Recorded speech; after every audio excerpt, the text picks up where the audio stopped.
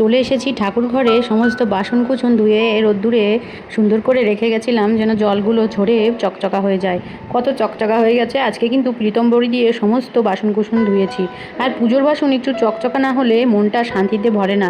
এবার দেখো পান কলা আমের শাখা সমস্ত কিছু আমি ফুল টুল দুব্বো বেলপাতা বের করে রেডি করে গঙ্গা জল আর চন্দন দিয়ে নিয়ে রেখেছি। আর এদিকে আমার গোপুসোনাকে আজকে একটু আদর করছি, অনেক ভালো লাগছে। কারণ আমি সময় পাই না, পুজো করতে বসলে ছেলে মেয়ে চলে আসে আর ওরাই টানাটানি করে। আমার গোপুসোনাকে আদর করেই হয়ে ওঠা না। আমি কিন্তু আবার চুমো টুমো দিইনি, মনে করো না চুমো দিয়েছি, কারণ ঠোঁট ঠোকানো ঠাকুরের গায়ে অপরাধ আমি মনে করি। এই ঠোঁট দিয়ে মাছ মাংস সমস্ত কিছু খাচ্ছি, সেই ঠোঁটটা দিয়ে কিভাবে ঠাকুরকে চুমা দিই। যাই হোক, মায়ার জিনিস, আমরা তো আর ঠাকুরের উপর সেই মায়া করতে পারবো না। আমরা হচ্ছে জড়া দেহের মানুষ, আর আত্মার সাথে ঠাকুরের সম্পর্ক আমাদের করতে অনেক দেরি আছে। যাই হোক, একটু আমার স্নেহের আঁচলে যেটুক আমার আদর সেইটুকুই করলাম, পুত্র স্নেহর মতো। এবার আমি গোপুসোনাকে সুন্দর করে আসনে বসিয়ে দিয়ে এবার আরেকটু আদর ভালোবাসা দিয়ে নিচ্ছি। আর তারপরে আমি কিন্তু ভোগ দিয়ে দেবো ঠাকুরকে।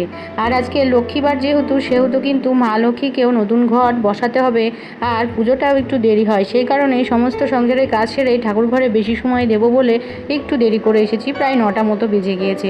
ঠাকুরের ঘটে জল ভরে নিয়েছি আমের পল্লবে। এবার সিঁদুর, ঘটে সিঁদুর, পান কলাতে সিঁদুর সমস্ত কিছু দিয়ে ধূপ দ্বীপ জ্বালিয়ে ঠাকুরকে আমি ভোগ নিবেদন করে দিয়েছি। আর এরপরে ঘরটা আমি বসিয়ে দিচ্ছি মা লক্ষ্মীর উলু দিয়ে বা জোপার দিয়ে ঠাকুরের ঘরটি বসাতে হয়।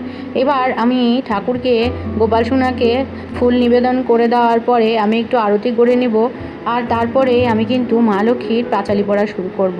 তো ঠাকুরকে আরতি করছি, এটা সামনের ক্যামেরায় ভেবো না বা হাত দিয়ে উল্টো দিক দিয়ে করছি, আমি সোজা দিক দিয়ে করেছি যেভাবে ঘড়ির কাঁটা চলে। যাই হোক, এবার কিন্তু শঙ্খর ফু 3টে দিয়েছি।